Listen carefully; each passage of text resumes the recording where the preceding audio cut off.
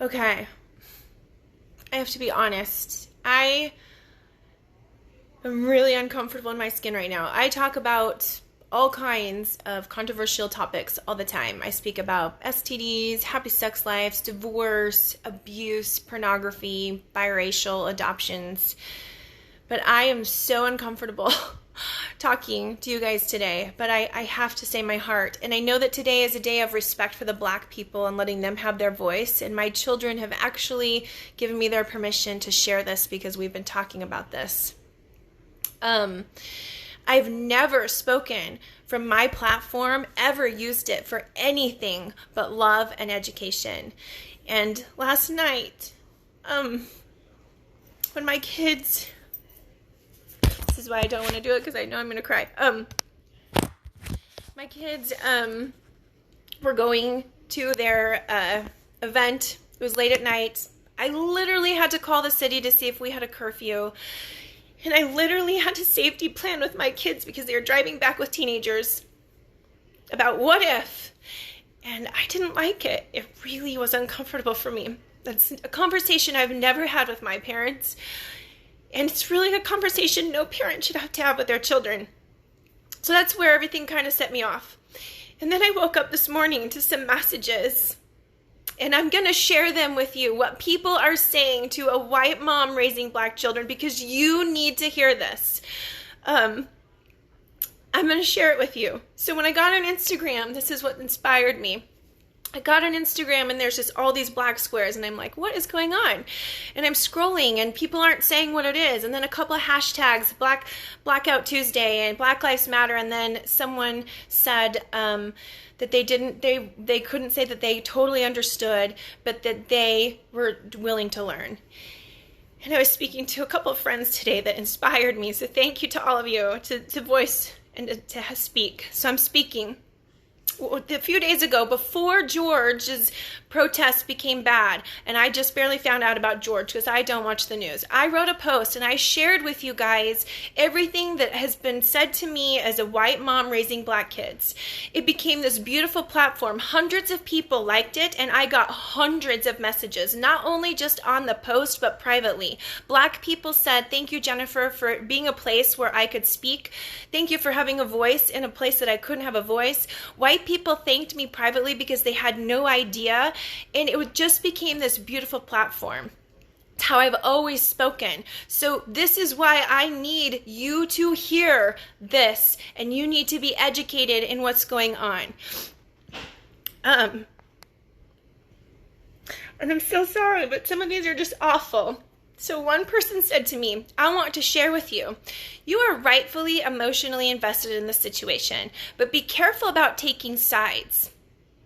Saying things like I side with the Blacks gives the illusion that you are supporting the rioting, shooting, injuring of others, and destroying and stealing from others, and that's unjustified. How I'm speaking out, this is what I'm saying to the world. Okay, another one. I've actually had a couple of these ones. I need to stop right here. I actually hate using the word white and Black because I was raised, my parents taught me when you have to fill out something that asks what race you are, you should say you're American. My parents have never taught me color. That doesn't mean that I don't see color, because someone's going to say, well, you should see your kids as color. Everybody's American, everybody's God's children. So when I say white or Black, know that that's uncomfortable for me. This multiple of this from white people. I grew up in a Black and Hispanic friends and neighborhoods, and we were all the same, or so I thought. It's our time to make changes in the world, but you, Jennifer, are fighting with hate. This is a new one for this morning. Hate towards the president is still hate. You're not helping. So I need to say something. I've never, ever voiced my political stance on social media. My social media people have no idea where I stand. Today, I did mention that President Trump used the word thug and how uncomfortable I was with that. That doesn't say if I hate him or love him or anything. It says I'm not uncomfortable with a person of power using the word thug. It made me uncomfortable. I also questioned the words make America great again because I have seen somebody in Salt Lake City who took a bow and arrow to a crowd in the name of making America great again. I've seen other videos of people doing bad things to the protesters in the name of making America great again. And I said, is that the best slogan for America right now? Is making America great again? Because America has not always been 100% great in the things that we're having situations. Maybe we need to have a more different slogan. Maybe we need to have a different slogan instead of making America great again, since that word is surrounded by hate right now. That doesn't say that I'm hating the president at all. Another one, crimes in communities are the reflection of a poor community. Most of America doesn't understand what that kind of life is like. White prejudice comes from fear and lack of experience of knowing these poor black people. And when white people hear and see black violence, they are scared of black people. Another one, this one is awful. The kids as birth moms sent them to you to get away from that kind of life. Don't be blind to the fact that many black people hate white people. Some of these are just so dumb. Black people use their history as a justification to hate whites.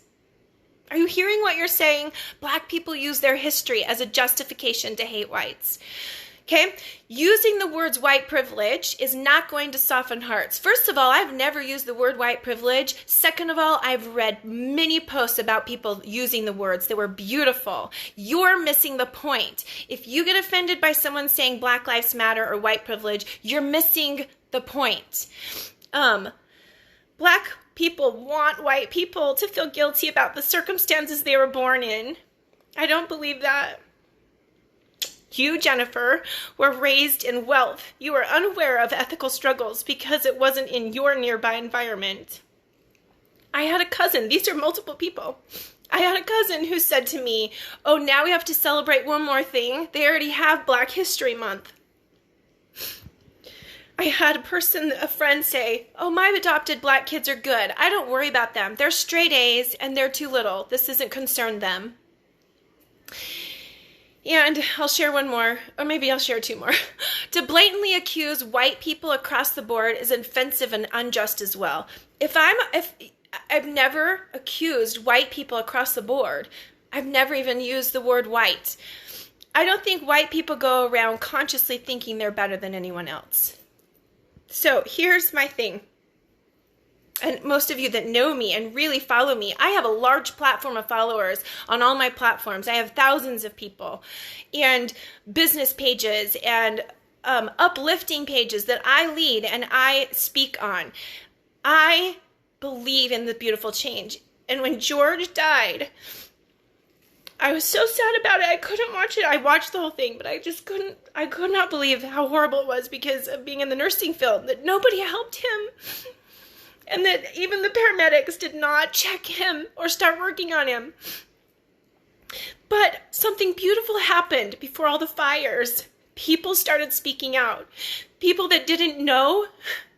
People that were like, I didn't realize. People became no longer racist to anti-racist, meaning they were speaking out. They were seeking learning. They were trying to find things. And I thought, oh my gosh, George is going to be the Martin Luther King of our day. How sad is it that he had to do that, but how beautiful, because no law is ever going to change what America needs right now. It's going to have to come from the heart. And George was the icing on the cake for 2020 and all the unfairness that happened to the black people. So today I saw a beautiful post on a friend's page, a beautiful post of black people kneeling with police officers, okay? I wrote on the post, oh my gosh, this is so beautiful. And I have to tell you, there was a person above me after I'd written, oh my gosh, this is such a beautiful post. The person wrote, as it should be, not like Southern California where there are thugs looting everything. Little shits need to be tear gassed. That is why I do not appreciate President Trump using the word thug, because if someone that's our beautiful example of running our country is using words like that, it's appropriate for other people to use that word. It's just like right now calling coronavirus the Chinese virus. It's not okay. So I wrote, Your words stir and create more hate. Using correct language can make the change. Violence is never the answer, but using thug and little shits while profiling towards a group of people creates more hatred instead of change.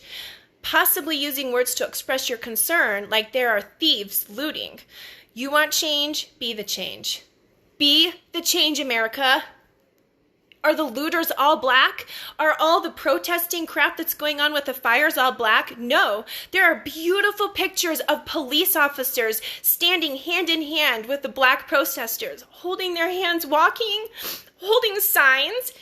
Just because I am speaking out about black lives does not mean that I'm only for black lives.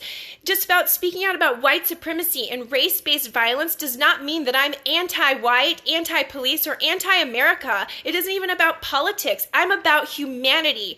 If I'm speaking about anti-breast cancer, I don't need to hear all the other cancer patients say, all cancer lives matter. Of course they do, but I'm focusing this topic right now on breast cancer. It's the same thing. Of course, I think all lives matter. But right now, I'm focusing on the importance of Black Lives Matters. And you know what? It does not matter about just George and police brutality. Because like I said, there are beautiful, amazing police. And I actually think there's more of them than there's bad. But you are right that I am going to speak out. Like today when I said I watched a video of 2 cop cars plowing through people, black and white, at a protest in New York City. I had to watch it twice because I could not believe what I saw.